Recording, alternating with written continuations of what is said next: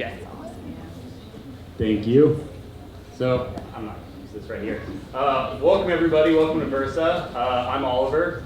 Thank you for joining us. Thank you for joining us tonight for Collaborate and Elevate. First time at Versa. Super excited that this is happening. I'm going to do the quick Versa pitch, really quick. So, co-working space, event space, you're in one of the event spaces. We've got 2 locations. We have one here and one in Arena District on the corner of Nationwide and Neal. We've been open for about a year and a half. We're locally owned and we're woman owned. April is doing her last vacation with the whole family. She's in Greece right now, so that's super jealous of that. And this is Manny, he's gonna kick it off. Thank you, thank you. I'll bring this around if you want to hand it to him. Oh, thank you. Thank you, Oliver and Versa. Can we give Oliver a round of applause? Appreciate everything. And thank you all. I don't know, by a show of hands, how many people have been to a Collaborate and Elevate event before? Wow. So thank you. There's a lot of first timers. Collaborate and Elevate, it's a platform designed to connect people to resources, information, knowledge that really helps them to grow. And every month we try to feature amazing entrepreneurs or just awesome people in the community doing good work. And this was an idea that Oliver and Versa had, and I'm so happy with the panel that is together. So I'm going to pass the mic around so everyone can introduce themselves.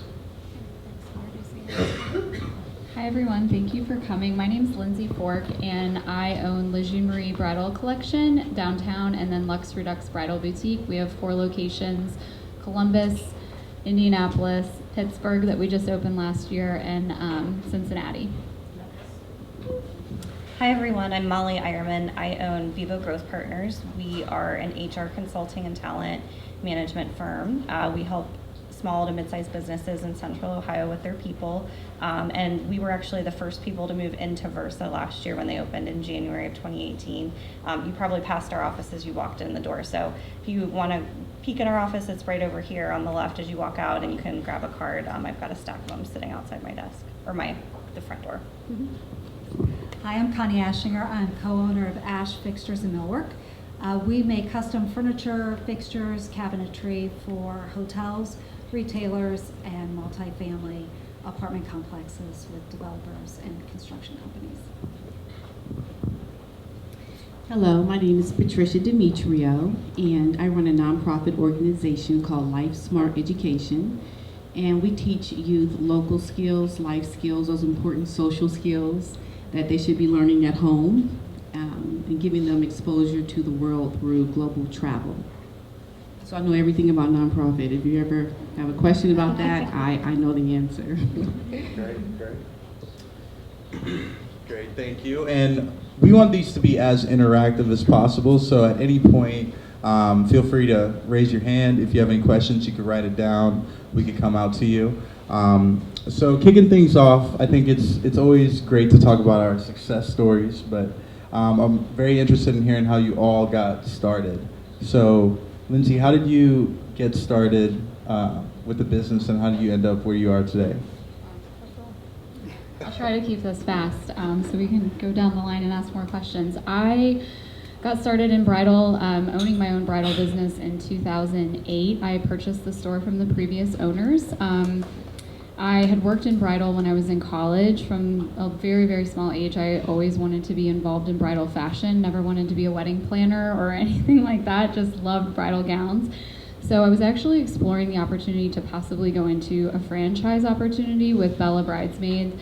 And actually, upon talking to my parents a little bit more, because I came from a very entrepreneurial retail family, my dad kind of said to me, why would you do that? You worked at a bridal store for 2 years throughout college and after, and you were really good at it.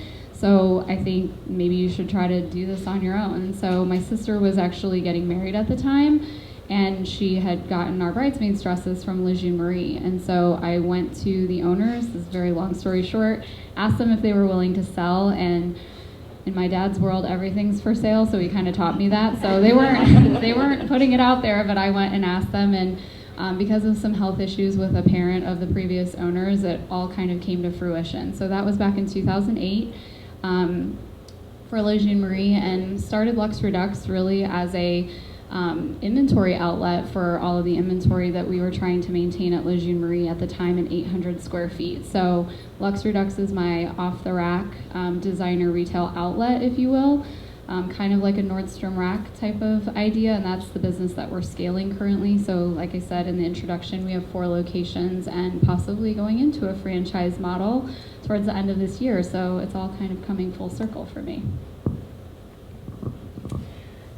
So my background's actually in accounting and finance, and then I did a career switch about 6 or 7 years ago. I got out of the numbers and got into the people side of things, and I worked in a boutique HR consulting firm for a few years and found myself at the beginning of 2016 facing a position elimination. And so something that can be very hard to go through in your career, I decided to flip and make it into a positive and start my own business. I'd had a lot of former clients and friends encourage me to go out on my own, and it seemed like the right time, and I thought, worst case scenario, I fail and I go get a job somewhere, right? And so I was very fortunate to see a lot of referrals and new business come in, and we've just continued to grow. So that's kind of how we got our start, of me just kind of saying, I guess I'll give it a shot and see where we go from here. And we're a team of 7 now. So. About 4.5 years ago, an opportunity, a door opened, and my husband and I for years had talked about working together. And one day he came home and said, I'm ready. So we sat down and started putting together ideas and a business plan, and just took that leap of faith. And he quit his job, I kept my job in sales for a year. And what we decided to do, our business model, is we manufacture in Asia. So we started in China. Now we're mostly in Vietnam. We started out making fixtures. Our first account was Hollister. And after our accounts grew, just by cold calling, some clients were asking for furniture. So we started making furniture, and then got other opportunities here in town. The Lebec Hotel was an opportunity that we made one item for, but opened up another door and making more furniture and hospitality. So now we are in retail, hospitality, and then working with some developers like Gravity downtown. And down by Veterans Memorial, we did all the furniture down on that site. So super cool, fun project that we worked on. And you know, as we're growing, we're moving into other marketplaces like retirement communities, as well as we're working with, hopefully in the medical arena as well. Well, my nonprofit just kind of sprung up out of nowhere. I just had a bunch of aha moments, and working at Columbus State, just working a 9 to 5 and just not happy. I mean, my job was a good job, but just, you know, just doing something that I wasn't really passionate about. I'm a professional actor, so I left Ohio and went to LA for several years. And, you know, as an actor, you know, unless you get that big break, you don't work all the time. And so working a full-time job is part of what you have to do as an actor. And so I'm not happy working a full-time job. I'm an actor, I'm not working all the time. And so I just thought, I'm gonna start my own business. And so coming back to Ohio, I started a business plan I was working at my job, just sitting there working on a business plan and doing all these things for my business while working, because you don't have the money. Eventually I thought, well, after I finish this business plan, like, how am I gonna get money to do the things that I wanna do? Well, it came to my attention that the only way you can really get money given to you is via the grants. Usually people have money to start businesses. Well, I didn't have that. So I had to make some changes to my business plan and started a 501c3, which is very difficult to do.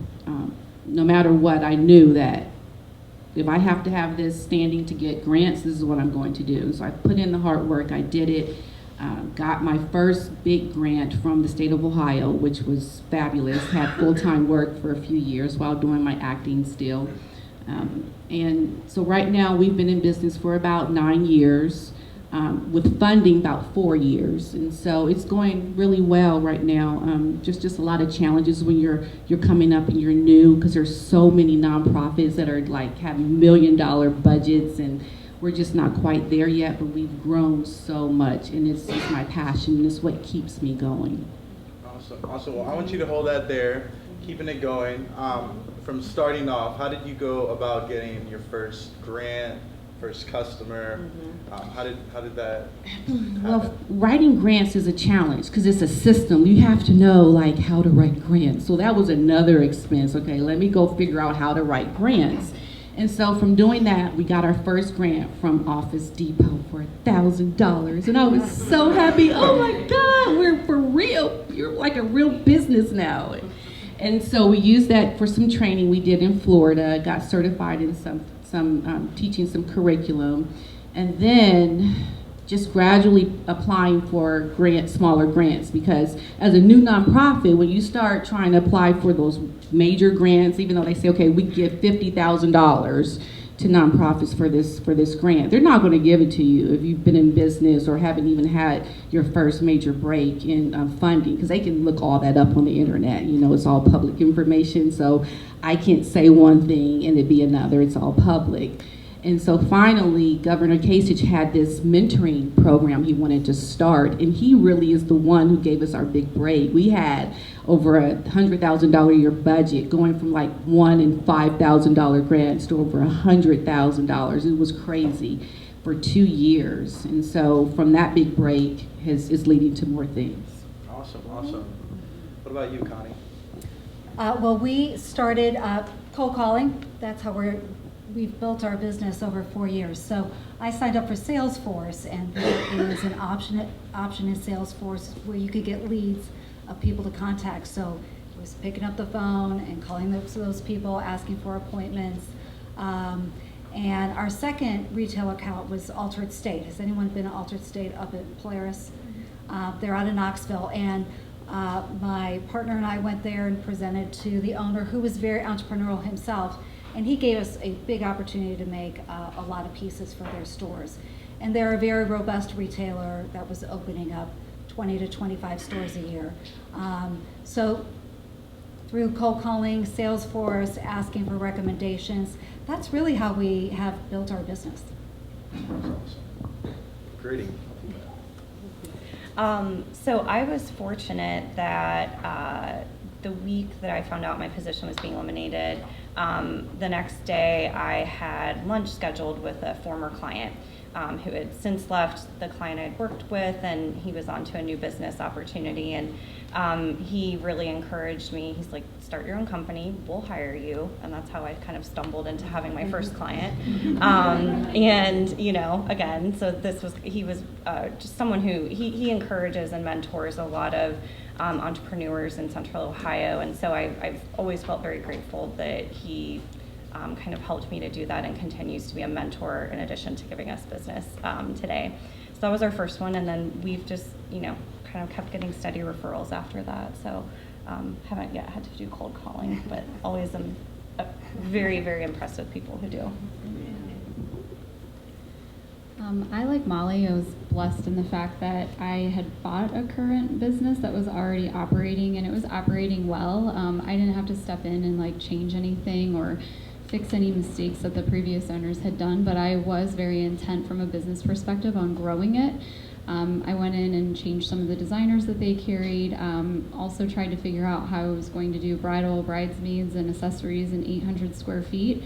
So my goal was always to just try to get out of 800 square feet and get into more space. So I do remember, though, my first bride, her name was Rebecca Thornton. She bought a Judd Waddell, and she was from Cleveland. So like, you always remember your first customer. So even though there were other Liz and Marie brides, I remember the first girl that said yes to me. And I'll never forget that 11 years later. So That's awesome. That's awesome. God, so you're getting customers, you're solving problems, and now you probably have to add people to your team. You have to probably implement new tools. Can you talk about some of the growth pains that you had adding to your team, or just working with clients? It's a loaded question. Where do I start? we don't have enough time for this.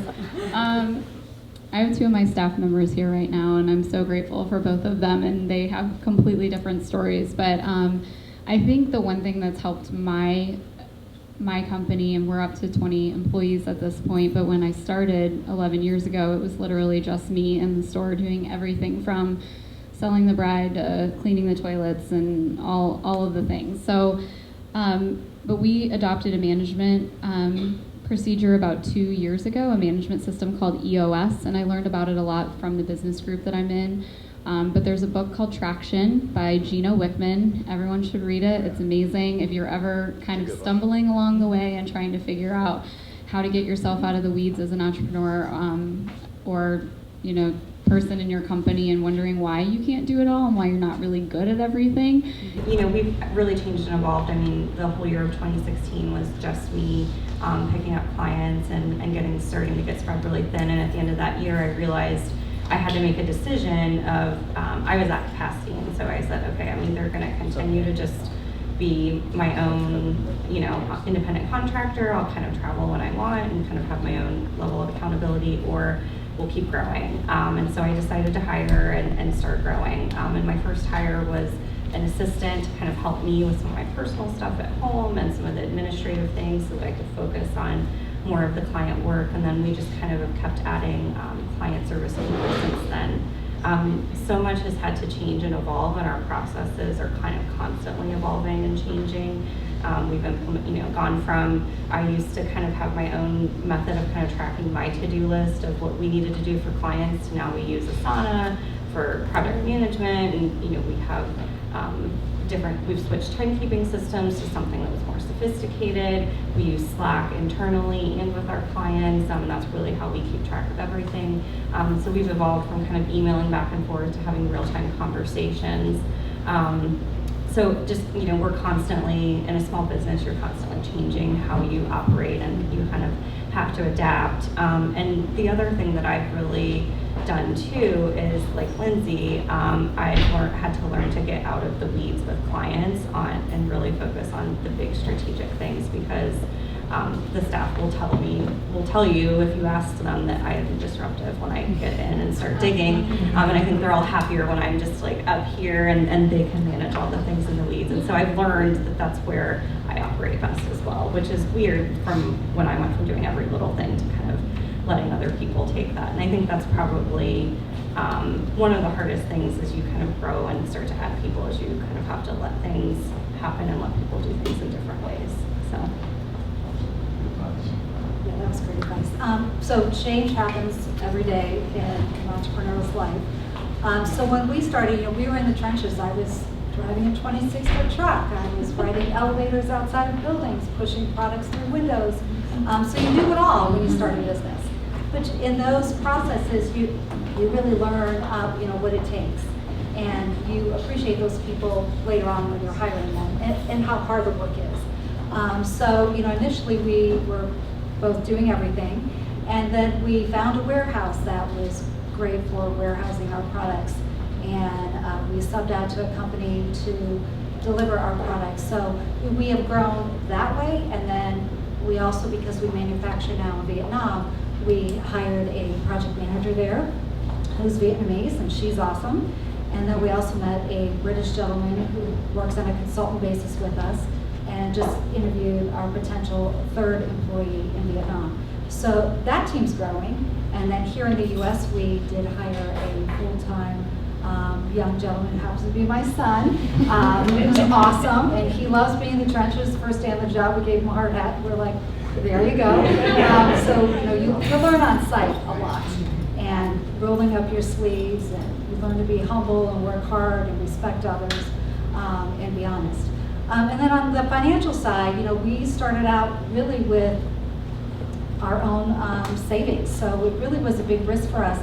Being a little older, we have 4 kids, but we really felt at peace, and we felt like, if we don't try this, we'll really regret it in life. So I feel very fortunate and blessed to be here 4 years later, and making a profit and providing not only for ourselves but for others, and being able to work globally. We travel. I don't travel as much over to Vietnam, but within our team, they're there every 7 to 8 weeks. So it is a big commitment traveling internationally, but so exciting. And I never saw myself doing this, and it's just been a great opportunity to see the world and meet people who are very much like us, who want to work hard and provide for their families, who are very gifted and artistic. So I feel very fortunate with that, as well as clients who have come down the pipeline. We do have a strategy meeting 3 times a year to kind of look at where we are, where we're going, are there new opportunities, are there some avenues that might be drying up a little bit, where can we focus that is more profitable, or how can we make our manufacturing processes more efficient. So we are constantly meeting and discussing that. Every week we get a project management report from our team over in Vietnam. We do work with them. They're 12 hours ahead of us, so we use WeChat to communicate with them, as well as via email, and then going over there ourselves. So there's lots of layers to a business, and that is continually changing. So it's great to be open and to get over your fears. I mean, I've had many moments where I've been scared to death. And once you do it, you're like, oh my gosh, I did this, and I could do it again. So I encourage you to keep on moving ahead.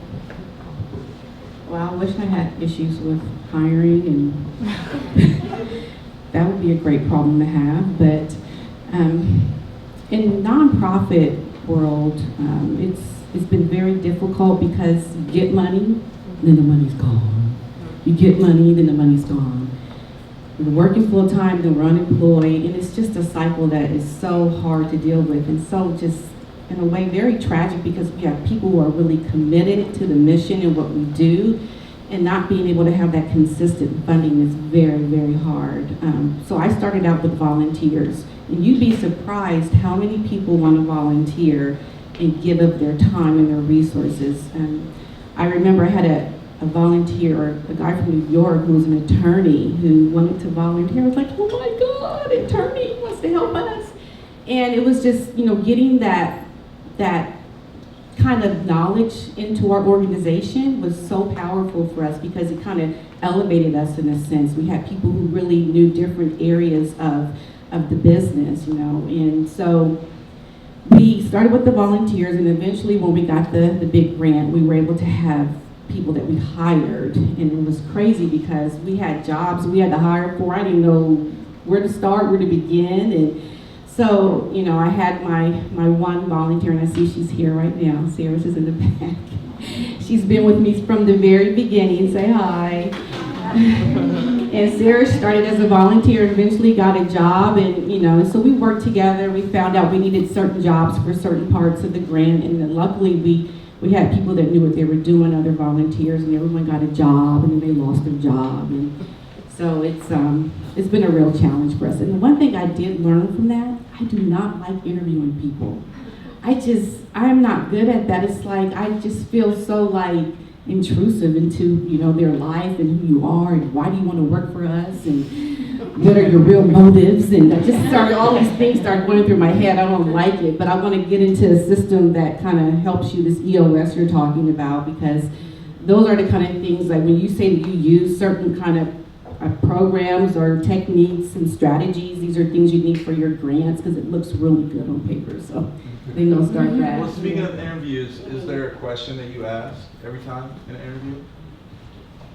Why do you want to work for us? Or why do you want to volunteer especially? Like, why are you giving up your time? And it's like, I'm just curious about why people have been gravitated to the work that we do. And usually if you come to do what we do, you have to be very passionate about working with underserved youth. And you have to be passionate about working with impoverished people and communities, and doing more work than you would ever get paid for. Like the jobs that we did actually have, we couldn't pay the regular amount of pay for a job like in the private sector. In the nonprofit world, you always get paid a little bit less, because you're always under scrutiny about how much you're paying, how much percentage is going to administrative fees, and you're just looked at differently. So you're not open to just doing the things that you want to do all the time. Got it. And I want you all to answer that question too. Since we're talking about working in nonprofits, the challenges, being an entrepreneur, being scared to death, to kind of going more into the personal side, how do you, what is your mantra in dealing with a stressful situation, or how do you go about releasing and resolving and moving forward in these type of situations? Well, I look at it as a storm. There are so many storms in life, but if you don't know how to weather the storm and get through the bad time, I mean, I don't know what to tell you, because it's just so hard. You have good moments, you have bad moments, and that's one thing I've learned to do. I like to go swimming. Like, swimming releases my stress. It's like I'm weightless. I'm not working too hard, but I'm working, right? But just having those mental breaks for yourself and just focusing on, if you're not well, your business isn't well, and just really just trying to think of it as it's temporary. I've had in my family suicide, and can you imagine how bad it gets for people when they feel like they just don't want to go on anymore. And so for me, it's just, get through the storm, weather it, and keep going. In regards to hiring, our son interned with us one summer, and we all looked at each other and were like, wow, we really work well together. So that led to our hire. But also just keeping your eyes and ears open as we're either in Vietnam or here at people that could be good partners on your team.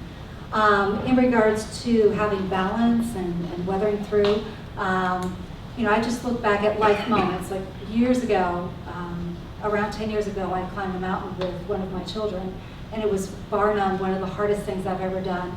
But I knew by coming down the mountain, I could put that in my back pocket and know that I achieved something like that, that I could weather whatever life had in store for me. So, I'm not happy all the time, but I try to be positive.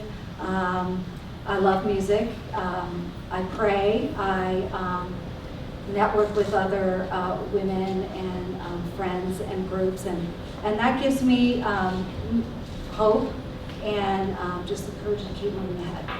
And I really enjoy what I'm doing. And that has been a process. In entrepreneurship, I mean, there are some days where, it's really, really hard and you do want to quit. But it's just persevering through that and knowing that the next day or the next hour is going to be better. So don't give up. Well, I have a leadership team in place now that when we hire internally for our team, they do all the skills questions and stuff, so I get to do the fun questions and just kind of get to know the person and kind of see if they're a culture fit. So one of the favorite ones that I still use sometimes that I heard before was like, what did you want to be when you were little, when you grew up? And it kind of tells you something about a person's personality and kind of like what happened along the way. If you wanted to be a ballerina and you ended up in accounting, like what happened? That's one of, we also always ask about pets. We have a dog wall that will go back up. We just moved offices here, and our team's really big on animals and kind of your family life too, so that's really important for us. For kind of weathering the storm, I mean, I've used this example a lot. Probably many of you have seen that like chart that's like, here's the life of an entrepreneur, and it's like big up, big down, little up, big down again, backwards, forwards. Like, it's so true. I mean, there's days where you just like want to quit, you want to sell the business and go back to working for someone else and just like make your life easier, but then kind of get over it. I think it's really important to have exercise is a great tool. I do yoga. It really helps like with my mindfulness practice. Having peers. I'm in a peer group with other millennial women business owners. We get together once a month, and it's a really great group of women who have become close friends of mine, as well as people who I can call and say, I'm having this issue. What did you do when you dealt with this? They come, it's really important to have other people who get it, whatever level you are, whether you're, the integrator at a company or whether you're the visionary. Like, you need that other people who get the stress and the issues that you're dealing with. And I think that's one of the other most important things that I do. I'm going to probably echo a lot of what Molly just said.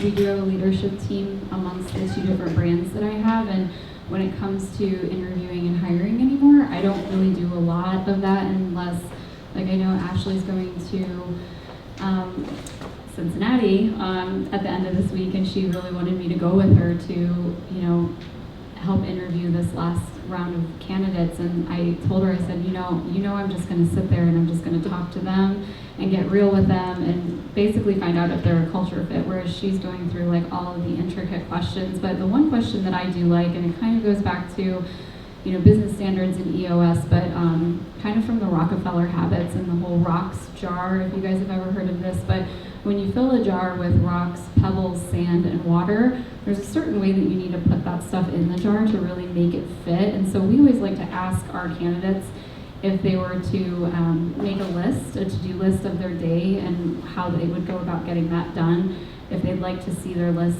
you know, get whittled down because they've been able to get, you know, 7 or 8 little things done, or if they want to really focus on a project, which is your rock. And so we just like to see how they're going to answer that question, because we really want to see that they want to focus on the big rock instead of getting just like a lot of little things done. I definitely kind of ixnay anybody that tells me they're looking for a job because they watch Say Yes to the Dress. That's always like a heavy, like, nope, that's not what this is really like, and you're done. But definitely what Patricia said and everyone said up here too is as far as like just getting my mind out of, you know, things that are going on that might be negative with work. Working out for me is life-changing, and I tend to be an all or nothing sort of person, and this is an issue sometimes, but I love Bikram yoga and I love Orange Theory, and I will go for weeks on that, and then all of a sudden I do get really busy and unfortunately kind of drop off of it, and then all of a sudden I like, you know, I can sense, you know, my back and my neck start hurting. That's where I hold all of my stress, and it's like if I know that I can just find time to get back to that, and for me it's been a big guilt thing. My gals will tell you that, like sometimes, like because I have 3 kids and I have a husband that travels on top of what I'm doing, it's really hard for me to have that normal workout schedule. Like I can't go work out at 5 or 6 o'clock, especially with retail hours, so sometimes I have to go at noon or in the middle of the day, and I always constantly worry, like, oh my god, are they gonna think that I'm like at home eating bonbons, like watching Days of Our Lives or something, if I'm like not at work or not doing something. But I'm still getting over that to this day sometimes of just, you know, keeping track of where I'm at. So cool. Thank you. So do we have any questions? I'm going to ask this question and walk around to see what questions that we have. So Columbus, every week or so we see another article about the growth happening here. Can you talk a little bit about what this means for your company moving forward, and how it's helped or hurt your business?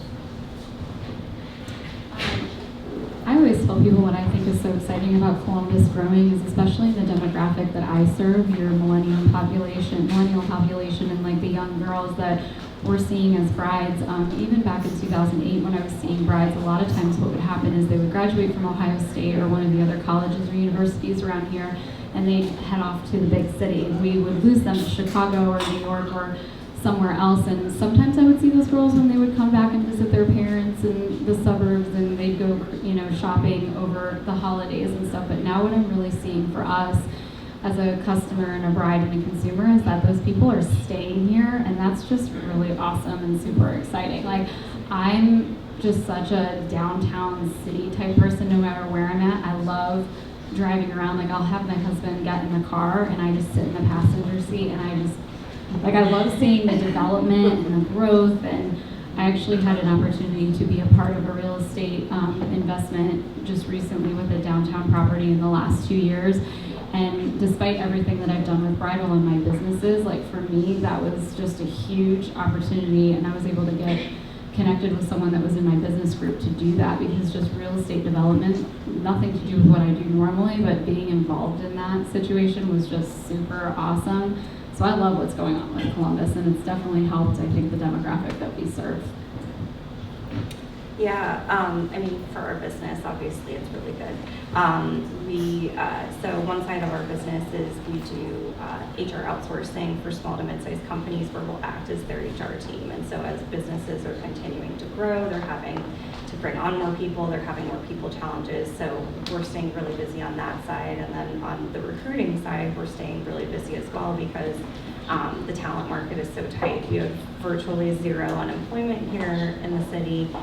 Anyone who wants to work pretty much is working, and it's across all industries, any type of position, executive down to entry level.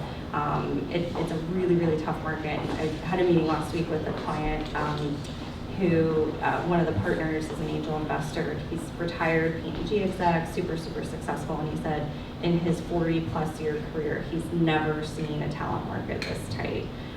So the growth, I think, is amazing for us, for our company specifically, but I think it's just really awesome for Columbus in general too. I grew up here, and so went away to college, lived in Chicago afterwards, and I moved back about 8 years ago. And to see how it's changed in the last 8 years and how it had changed in the previous 10, and where we're going, I think is really, really exciting. My sister just bought a house, and her realtor told her that Columbus is growing faster than San Francisco. So, well, just to piggyback on that, it's been great for our business too, with a lot of apartment complexes being built here in Columbus. That area of our business is just booming. So, and with the tariffs in China, since we're importing from Vietnam and manufacturing there, that's been a plus for us and our clients as well. So, multifamily, as you drive around the whole city, it's just booming. So that's been very exciting. And then on the hospitality side, there's a lot of hotels going up as well here in Columbus. So for our business, it's great because it's here.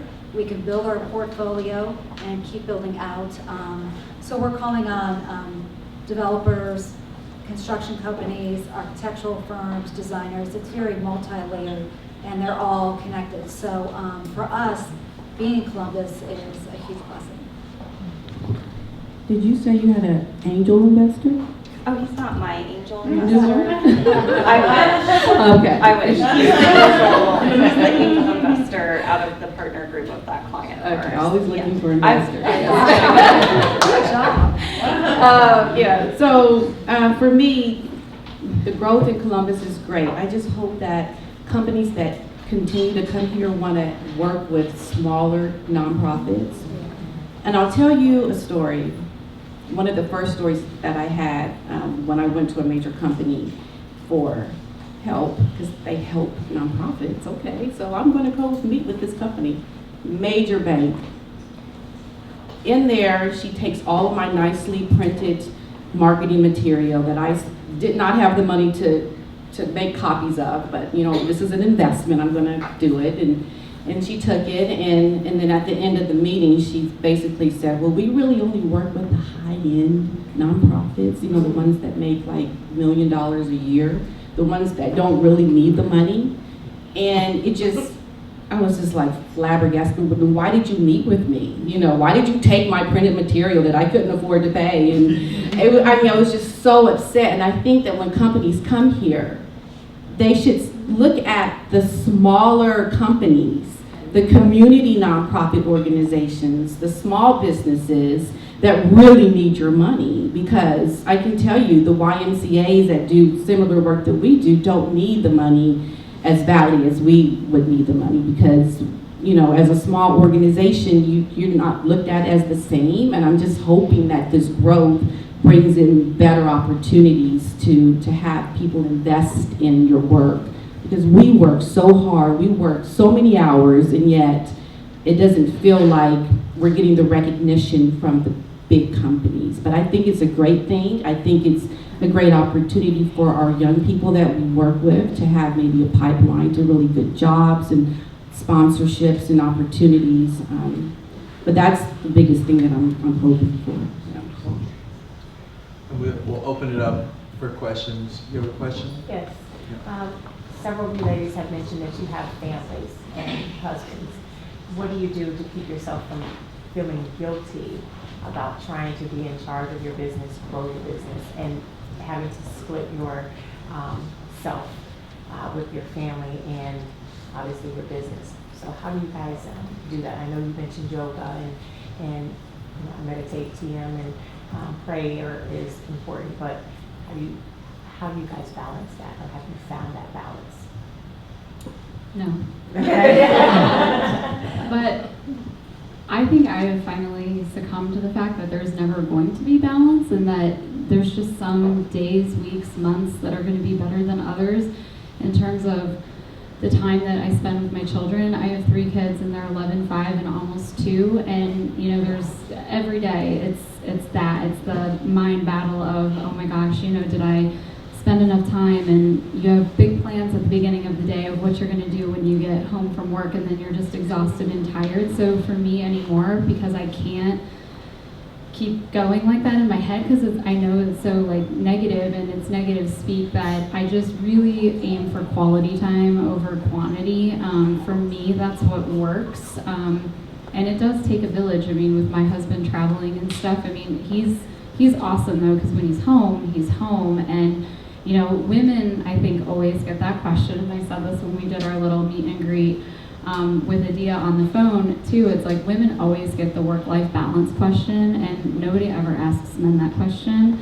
So but my husband honestly does a stellar job at it when he's home and he's got the kids. Like tonight, I was able to come do this because he's not traveling right now, and he's just having a heck of a time with them, in a good way. And he's just really great at it. He tells me all the time, you just need to take your business big. He's like, because I'd be an awesome stay-at-home dad. I was like, you know what, you would be, and I would not be a good stay-at-home mom, and I'm okay admitting that. I like to work, and here's the one thing I will say, I think back to, I mentioned earlier, my parents were entrepreneurs, and they were not college educated. We grew up in a really small farm town, and my dad worked construction where he got laid off a lot, and my mom was the secretary of the superintendent of the high school. And my dad took a leap to start a retail business in 1986, and my mom and dad worked a lot, and they still have that business to this day. And I look back, and there were times where we'd be at the business until midnight, sleeping in sleeping bags in my dad's office, and it's I don't look back now and think my parents didn't spend enough time with me.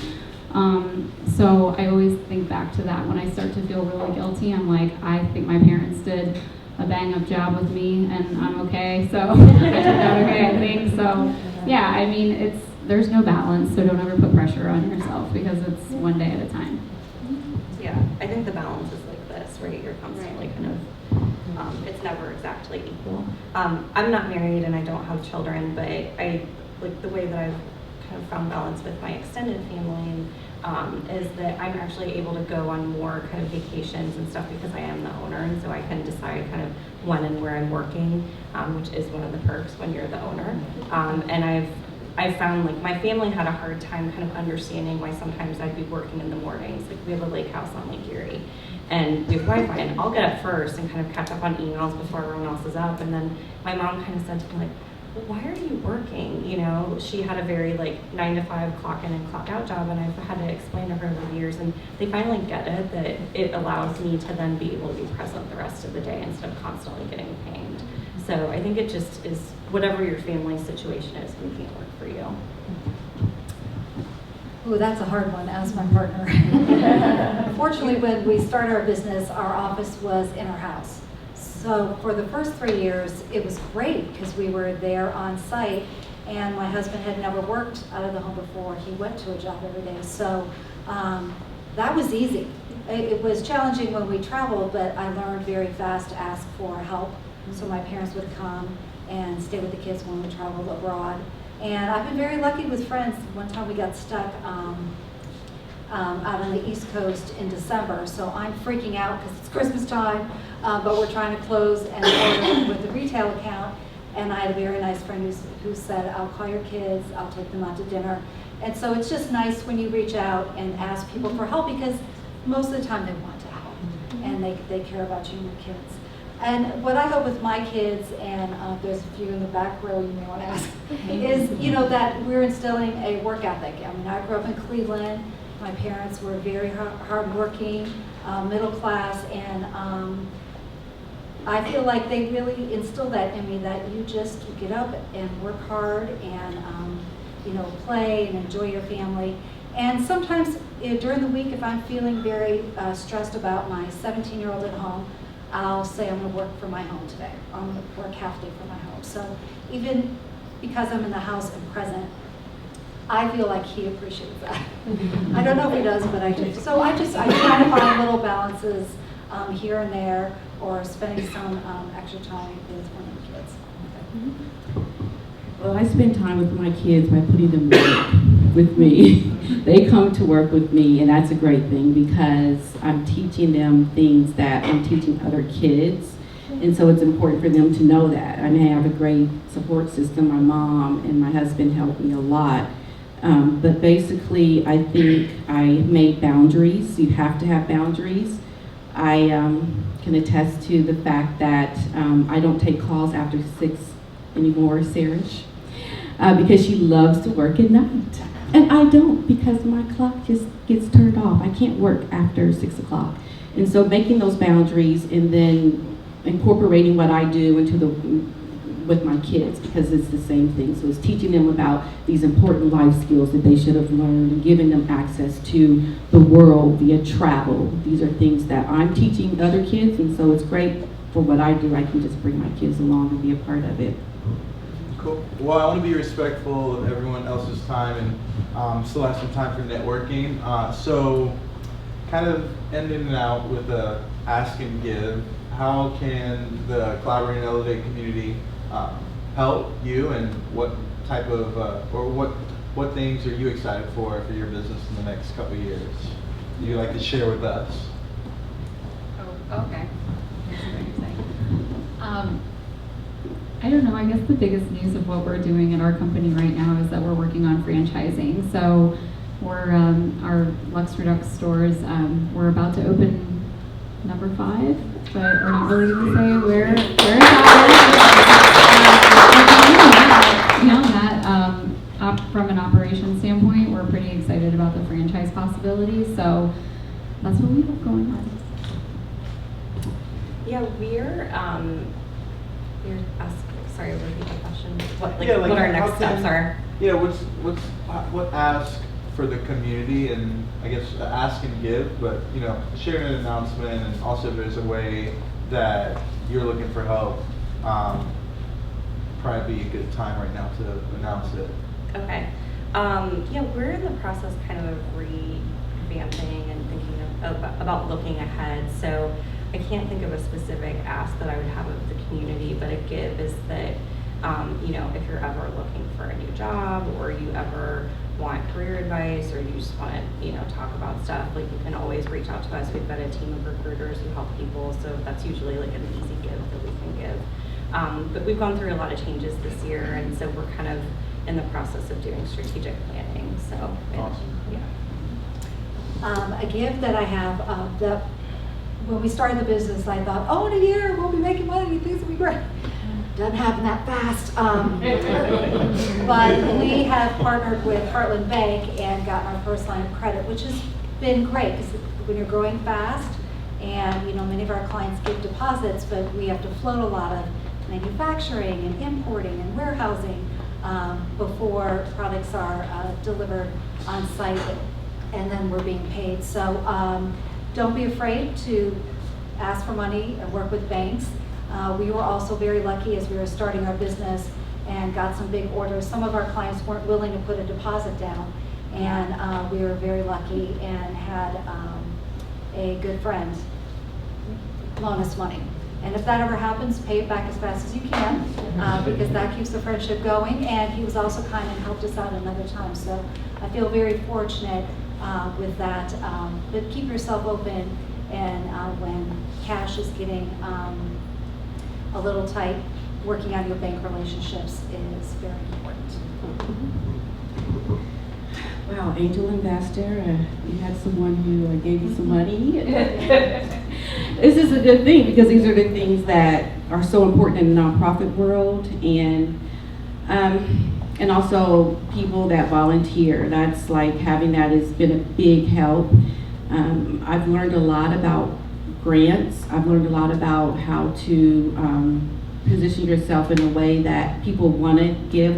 We have had some funding. I mean, we've had some money from the CAVs and other banks and some private donors, but it's always funny when you look at like ads and they say major funding provided by, and I'm like, wow, major funding. I want major funding, because at this point we're ready to like really take off. But I think if any of you ever have any questions about the nonprofit world, getting grants, I'm always willing to give back my time and to help with that because there is a huge learning curve with it depending on who you're applying for grants through. We're always looking for mentors. We have a reading mentoring program, and so if you ever want to give up your time, maybe 30 minutes once a week, we're looking for volunteer mentors constantly. I also run a podcast called Expatty, so the play on words, Expatty. Patty, okay. So if you're ever interested in internet, like living abroad, I lived in other countries, and so if you're ever looking to maybe go make a lot of money in Saudi Arabia, or not Saudi Arabia, Dubai, excuse me, things like that, there's great possibilities to go do things abroad and then come back here to the States. I know a lot about that. I think it's a great opportunity to see the world, make money, and expand your mind to see things differently, because that's one of the things that we teach our young people. But hey, we're always looking for people. LifeSmartEducation.org. You can always sign up to help out if you ever like to. Thank you. Thank you. Well, I would like to thank you all, and can we give them a round of applause?